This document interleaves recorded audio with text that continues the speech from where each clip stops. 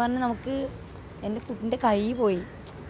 അതിനുള്ള ഇപ്പോൾ എന്താണെന്ന് വെച്ചാൽ ഗവൺമെൻറ്റുകാർ തന്നെ നമുക്ക് എന്തെങ്കിലും സഹായം ചെയ്യണം. കാരണം ഞങ്ങൾ അന്ന് കൊണ്ടുവന്ന് അന്ന് കഴിയുന്നവരാണ് ഞങ്ങൾ, വാടക വീട്ടിലിരിക്കുന്നവർ. നമുക്കിപ്പോൾ വലിയ ട്രീറ്റ്മെൻറ്റ് എടുക്കാനുള്ള കാശ് നമ്മുടെ കയ്യിലില്ല. ഗവൺമെൻറ്റുകാരന് നമുക്ക് എന്തെങ്കിലും ചെയ്തൊക്കെ തരണം. പോയി പോയി അല്ലല്ല 25-ാം തീയതി പോയി പിറ്റേ ദിവസം പോയി.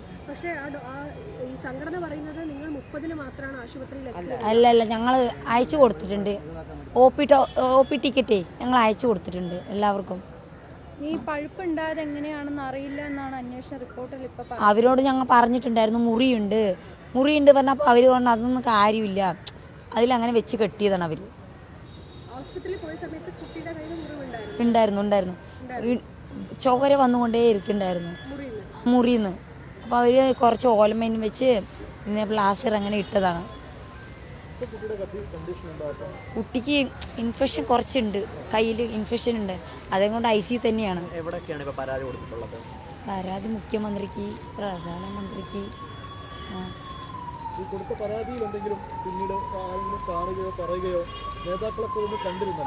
കണ്ടിരുന്നു. അപ്പൊ അവര് പറഞ്ഞു നമുക്ക് അതിനുള്ള സഹായങ്ങൾ എന്തായാലും ചെയ്തു തരാന്നാ പറഞ്ഞിരിക്കുന്നത്.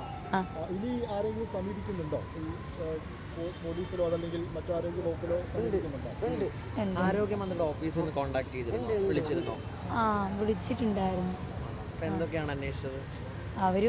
അവര് പറഞ്ഞു നമുക്ക് ചെയ്യാം, നമ്മൾ അവിടേക്ക് 2 പേരിനെ അയച്ചിട്ടുണ്ട് എന്നൊക്കെ പറഞ്ഞിട്ടുണ്ടായിരുന്നു. ഹോസ്പിറ്റലിലേക്ക്, ഇവിടേക്കല്ല പാലക്കാട്ടിൽ നമ്മളെ ഇത് നോക്കാൻ വേണ്ടിയിട്ട് അയച്ചിട്ടുണ്ട് 2 പേരിനെ. എന്താ സംഭവിച്ചെന്ന് അറിയാൻ വേണ്ടിയിട്ട് 2 പേരിനെ അയച്ചിട്ടുണ്ട് എന്നൊക്കെ പറഞ്ഞു. അവർ പറയുന്നത് ഇപ്പോൾ അതിലൊന്നും ഒരു ഇതില്ല, ഇത് സാഹചര്യം കൊണ്ട് ഉണ്ടാവും എന്നാണ് അവർ പറയുന്നത്. RDO അങ്ങനെ അവരാണ് പറഞ്ഞത്. ഈ ഡോക്ടർമാരെ പിന്തുണക്കുന്ന ഒരു റിപ്പോർട്ട് കൂടിയാണ് വന്നിട്ടുള്ളത്. അതെ, അവര് തെറ്റ് ചെയ്താലും അവരിനെ ഇപ്പോൾ പ്രൊട്ടക്ഷൻ അല്ലേ നോക്കുള്ളൂ. ഹോസ്പിറ്റലുകാർ അവരിൻ്റെ പ്രൊട്ടക്ഷൻ അല്ലേ നോക്കുള്ളൂ. ഞങ്ങൾക്കിപ്പോൾ എന്തായാലും പറഞ്ഞാൽ ഞങ്ങൾക്കിപ്പോൾ ചോദിക്കാനും പറയാൻ ആരും ഒന്നും ഇല്ല. ഇപ്പം ഇപ്പോൾ പറയുകയാണെങ്കിൽ ഞങ്ങൾ പാവപ്പെട്ടായിരുന്നു, ഞങ്ങൾക്ക് എന്ത് സംഭവിച്ചാലും ആരും ചോദിക്കാനും പറയാനില്ല അവർക്ക്.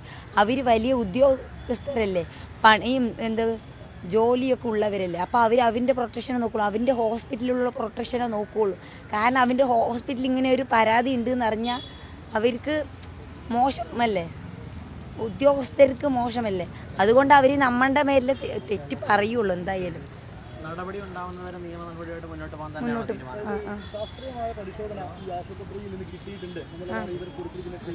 ഇല്ല അവര് നമ്മൾ പോയപ്പോൾ ഒന്നും നോക്കിയില്ല. വേദനിച്ചിട്ട് അവൾ അവിടെ തന്നെ ഇരിക്കുകയായിരുന്നു.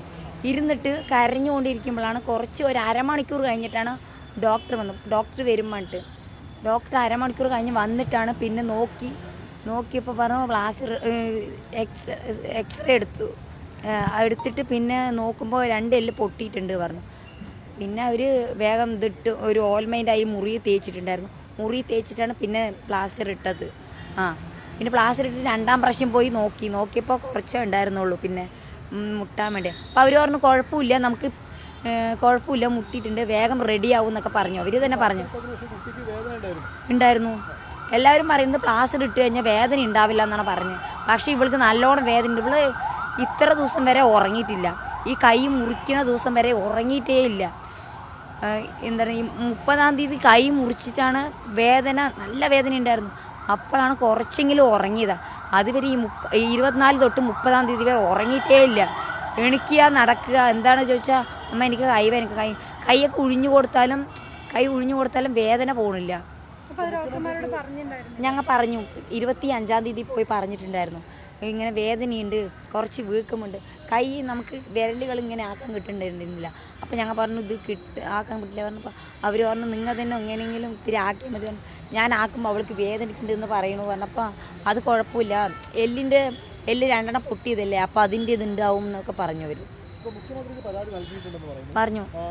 ആരോഗ്യ വകുപ്പിന്റെ ഇതിൽ ഇങ്ങനെ ഒരു ഡോക്ടർമാരെ തന്നെ സംരക്ഷിക്കുന്ന രീതിയിലുള്ള റിപ്പോർട്ടാണ് ഇന്ന് വന്നിരിക്കുന്നത്.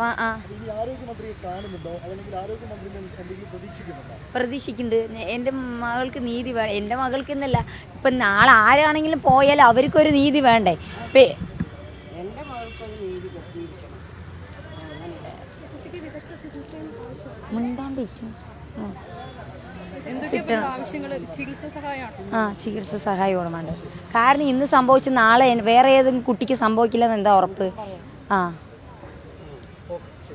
ശരി ശരി.